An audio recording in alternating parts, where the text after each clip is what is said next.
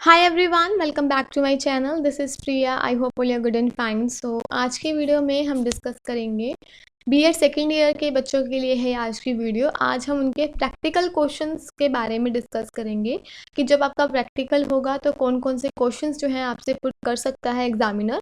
तो हम एक आइडिया लेके चलेंगे कि ये क्वेश्चंस आ सकते हैं। वैसे मोस्ट प्रोबेबली ये क्वेश्चंस एग्जामिनर पूछ लेता है जब आपका प्रैक्टिकल एग्जाम होगा, ठीक है।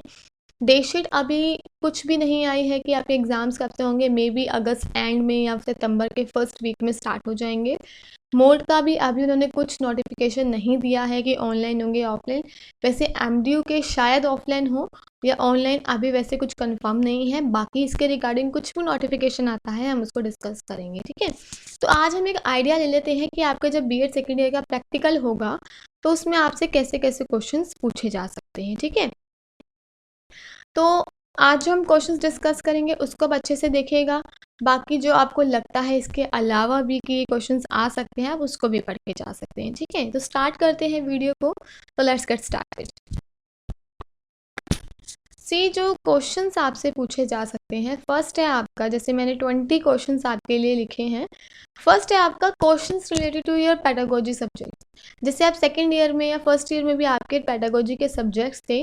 3 आपके कंपलसरी होते हैं जो कॉमन सबके लिए होते हैं। बाकी आपके 2 या 3 जो भी होते हैं वो होते हैं आपके पेडागोजी। लाइक कॉमर्स के बच्चे हैं तो उनके लिए इकोनॉमिक्स एंड कॉमर्स होगा।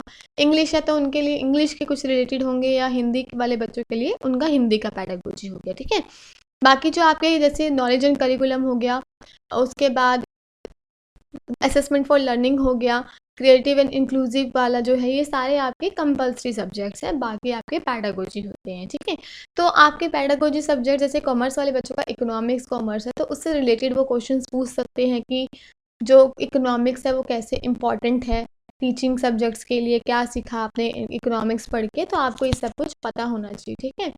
उसके बाद माइक्रो टीचिंग से रिलेटेड आपके क्वेश्चन आ जाते हैं। जैसे आपको पता है माइक्रो टीचिंग क्या होती है, एक टीचिंग टेक्निक होती है जो टीचर्स को दी जाती है उनके स्किल्स को इम्प्रूव कराने के लिए, ठीक है। और ताकि जो उनका अपॉर्चुनिटीज़ हैं, स्किल्स हैं, वो और भी एनहेंस कर सके। माइक्रो टीचिंग में क्या होता है, 2 या 3 टीचर्स होते हैं, मोस्टली 2 टीचर्स होते हैं। 5 to 10 मिनट्स की एक क्लास होती है और 5 to 10 स्टूडेंट्स होते हैं, ठीक है। जैसे कि ट्रेनी टीचर होता है ना, जब आप जैसे किसी स्कूल में लगते हैं नए नए तो आपको एज अ ट्रेनी टीचर रखा जाता है। तो जब आप क्लास में डेमो देने जाते हैं तो 5 to 10 स्टूडेंट्स या फिर वही टीचर्स बैठे होते हैं और वो आपकी जो आप पढ़ा रहे हैं उसको वो ऑब्जर्व करते हैं, ठीक है, ताकि आपके स्किल्स को देख सके कि आप कैसा पढ़ा रहे हैं। तो ये क्या है, माइक्रो टीचिंग। तो इससे रिलेटेड क्वेश्चन आ सकते हैं, आप उसको अच्छे से पढ़िएगा कि ये कब आया, कितने मिनट्स का होता है, कितने स्टूडेंट्स होते हैं इसमें, ठीक है। वैसे 5 to 10 मिनट्स का होता है और 5 to 10 स्टूडेंट्स ही होते हैं इसमें। उसके बाद आपके सब्जेक्ट्स के नेम पूछ सकते हैं, सेकंड ईयर में कौन से सब्जेक्ट्स से जो आप कर रहे हो, या फर्स्ट ईयर के भी पूछ सकते हैं कि आपने फर्स्ट ईयर में कौन से सब्जेक्ट्स पढ़े। तो दोनों के आपको सब्जेक्ट्स नेम याद होने चाहिए, ठीक है। उसके बाद सीसीई एक इम्पॉर्टेंट है, कॉन्टिन्यूस एंड कॉम्प्रिहेंसिव इवैल्यूएशन के बारे में आपसे पूछ सकते हैं और इसका इम्पोर्टेंस पूछ सकते हैं क्या है, ठीक है। तो ये सब आपको पता होना चाहिए। सीसी क्या है, कंटिन्यूस एंड कॉम्प्रिहेंसिव इवैल्यूएशन, जैसे कि आप सब जानते हैं फर्स्ट ईयर में भी आपने पढ़ा। उसके बाद हम सेकेंड ईयर में पढ़ते हैं। तो ये कंटिन्यूस इवैल्यूएशन मतलब कि जो हम स्टूडेंट्स का फीडबैक कंटिन्यूस बेस पे लेते हैं, एट अ रेगुलर इंटरवल पे लेते हैं। कंटिन्यूस इसलिए लेते हैं ताकि जो भी इम्प्रूवमेंट हमने करना हो वो हम टाइमली कर सकें। तो ये क्या है, एक कंटिन्यूस इवैल्यूएशन है, उसका इंपॉर्टेंस आप पढ़ लीजिएगा, ठीक है। इसके बारे में पूछ सकते हैं। Second, achievement test and its steps. Achievement test क्या होता है, आप देखो अचीवमेंट टेस्ट क्या होता है कि स्टूडेंट जैसे टीचर्स ने कुछ पढ़ाया आपको तो वो चेक करना चाहती है कि आपने कितना समझ लिया। तो वो एक टेस्ट लेती हैं ताकि आपका सक्सेस लेवल कितना है, आपने कितना अचीव कर लिया उस लर्निंग एक्टिविटीज़ में या लर्निंग टेक्निक्स को जो टीचर्स ने आपको पढ़ाया है वो आपको कितना समझ आया है। तो इसके लिए वो एक टेस्ट लेती हैं, तो उसे बोलते हैं अचीवमेंट टेस्ट। इसके आप स्टेप्स पढ़ेंगे, ठीक है।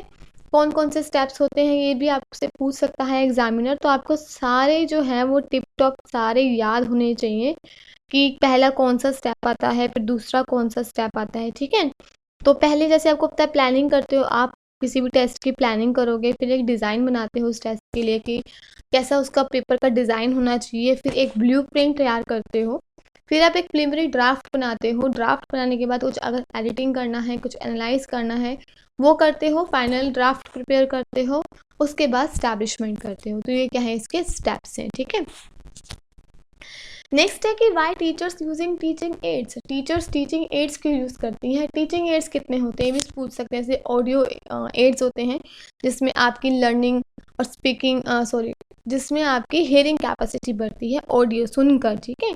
उसके बाद एक विजुअल एड्स होते हैं जिसमें आप देख के, उसके ऑडियो विजुअल एड्स जैसे एनिमेशंस हो गया, ये सब ये एड्स होते हैं टीचिंग एड्स, ठीक है, जिसकी हेल्प से आप जो है टीचिंग करते हो ताकि स्टूडेंट्स को जो है वो अच्छे से टॉपिक समझ आ जाए। तो इसलिए टीचर्स टीचिंग एड्स यूज़ करता है ताकि स्टूडेंट्स क्या करें, इंटरेस्ट लेके पढ़ें, जो भी वो कंसेप्ट समझाना चाहते हैं वो उसे ईजिली समझा सकें, ठीक है। उसके बाद डिफरेंस पूछ सकते हैं मेजरमेंट में, असेसमेंट में एंड इवैल्यूएशन में। ये बहुत इंपॉर्टेंट पूछ लिया जाता है, बच्चे कंफ्यूज हो जाते हैं, इसलिए आपको एक डिफरेंस पता होना चाहिए। मेजरमेंट जैसे कि आपको पता है क्वांटिटेटिव टर्म होगी, ठीक है। तो मेजरमेंट क्या होगा, जिसमें हम कुछ क्वांटिटेटिव प्रोसेस को यूज़ करते हैं, जैसे कि हाउ टॉल ही इज़, कितना बड़ा है वो मेज़र कर रहे हो ना आप। उसके बाद हैवी, उसके बाद डेंस कितनी है, ये चीज़ ये मेजरमेंट में आ जाती है। असेसमेंट में क्या करते हो आप, असेसमेंट में टीचर गैदर करता है, समराइज़ करता है, इंटरप्रेट करता है डाटा को टू डिटरमाइन कि कौन सी स्ट्रैटेजीज वो यूज़ करे या इम्प्लीमेंट करे फर्दर, अगर कोई इम्प्रूवमेंट उनको करनी है अपने लर्निंग एक्सपीरियंसेस में, ठीक है। और इवेल्युएशन होता है कि कितने एक्सटेंट तक स्टूडेंट्स ने वो टॉपिक समझ लिया है जो आप उनको समझाना चाहते थे। तो ये है आपका मेजरमेंट, असेसमेंट और उसमें डिफरेंस, तो ये पढ़ के जाइएगा। फिर आपके डिफरेंट टाइप्स ऑफ असेसमेंट थी, फॉर्मेटिव, डायग्नोस्टिक, समेटिव, इसके बारे में पढ़िएगा कि ये क्या होती हैं। एनसीएफ की फुल फॉर्म पढ़िएगा, एनसीएफ नेशनल करिकुलम फ्रेमवर्क, जो 4th करिकुलम फ्रेमवर्क था आपका, उसके बारे में पढ़िएगा कि क्या था वो, किस लिए बनाया गया था, कब इस्टेब्लिश हुआ था, जैसे कि 2005 में हुआ था। किसने किया था, national council of educational research and training ने, एनसीईआरटी ने किया था इंडिया में। किस लिए बनाया जाता था, एक गाइडलाइंस बताता था, एक गाइड देता था हमें सिलेबस के लिए, टेक्स्ट बुक कैसी होनी चाहिए, टीचिंग प्रैक्टिस कैसा होना चाहिए, ये सब।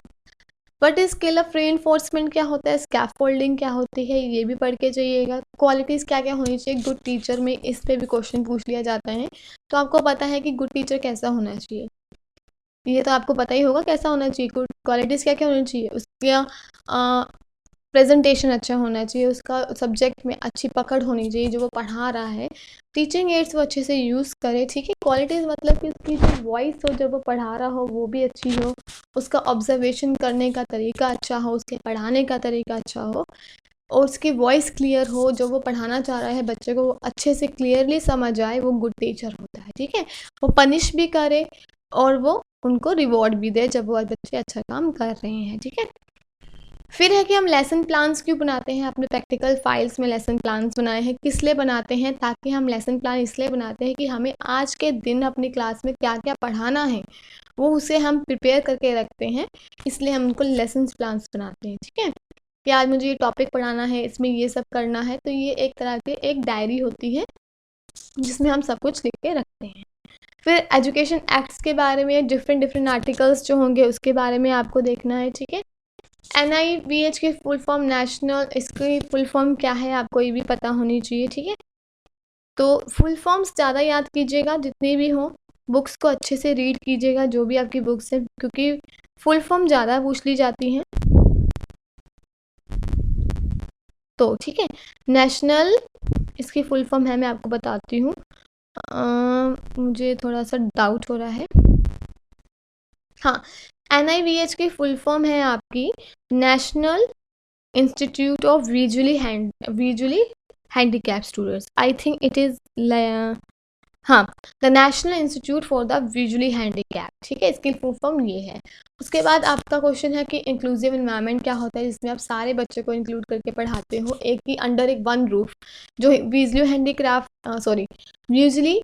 हैंडीकैप्ड है या डिसेबल पर्सनस हैं, तो उन सब के लिए हो गया, ठीक है। उसके बाद demo of your lesson plan, जो भी आपने लेसन प्लान्स बनाए हैं, ठीक है, उस पर डेमो ले सकता है एग्जामिनर की। आप एक PPT की को यूज़ करके डेमो दे सकते हो किसी भी टॉपिक पे, या फिर आप एक चार्ट को यूज़ कर सकते हो, या ब्लैक बोर्ड पर टॉपिक समझा सकते हो। 5 to 7 मिनट्स का होता है वो, तो वो आपसे वो आपसे डेमो भी ले सकते हैं, ठीक है, कि किसी भी टॉपिक पे आप पढ़ा के बताओ। तो अगर आप इंग्लिश में पढ़ा रहे हो तो पूरा आपको इंग्लिश में पढ़ाना है, हिंदी में कर रहे हो तो हिंदी में पढ़ाना है, ठीक है, जैसा आपको कंफर्ट लगे। उसके बाद प्रैक्टिकल फाइल्स के बारे में पूछ सकते हैं कि आपने कौन कौन सी फाइल्स बनाई है, टीचिंग एक्सपीरियंस कैसा रहा। अगर आपको सेकेंड ईयर में क्या होता है कि टीचिंग एक्सपीरियंस लाने के लिए डिफरेंट डिफरेंट स्कूल्स में लेके जाया जाता है, बट अभी कोरोना था तो स्टूडेंट्स काफ़ी नहीं गए हैं, तो एक्सपीरियंस के बारे में पूछ सकते हैं, या आप बोल सकते हो कि हमने सिमुलेशन भी करी है, मतलब हमने वर्चुअली करा है क्योंकि कोरोना था, तो वर्चुअली हमने एक्सपीरियंस किया। मिड डे मील के बारे में पूछ सकते हैं, या फिर डिफरेंट डिफरेंट आपकी लर्निंग डिफ़िकल्टीज थी, लाइक डिसलेक्सिया क्या होता है, डिसग्राफिया क्या होता है, डिसकैलकुलेसिया क्या होता है, ये सब, ठीक है। तो ये सारे क्वेश्चंस आपसे पूछ सकते हैं प्रैक्टिकल्स में एग्जामिनर, तो इन सारे क्वेश्चंस को अच्छे से पढ़ के जाइएगा। बाकी और भी क्वेश्चंस होंगे तो उसको भी हम डिस्कस करेंगे। बीच में थोड़ा सा वीडियो में आवाज़ में मेरी थोड़ी अगर कुछ भी प्रॉब्लम अगर आपको लगा हो, या मैं कहीं अटक गई थी, आज काफ़ी कुछ हुआ, तो अगर आपको वीडियो अच्छी लगी हो तो प्लीज़ लाइक शेयर सब्सक्राइब ज़रूर कीजिएगा मेरे चैनल को। बाकी जो भी नोटिफिकेशन होगा एग्ज़ाम से रिलेटेड उसको हम डिस्कस ज़रूर करेंगे। Thank you, have a good day.